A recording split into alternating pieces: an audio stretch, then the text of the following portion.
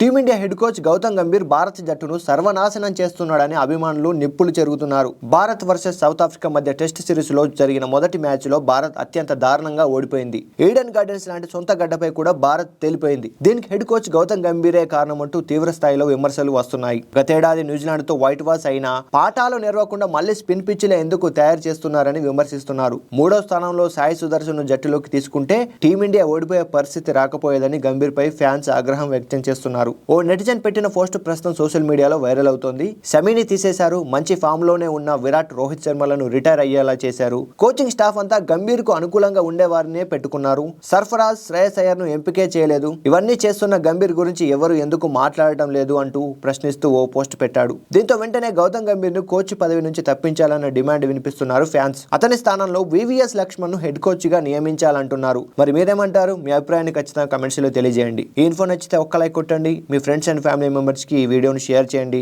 మరిన్ని అప్డేట్స్ కోసం మా ఛానల్ ని సబ్స్క్రైబ్ చేయండి.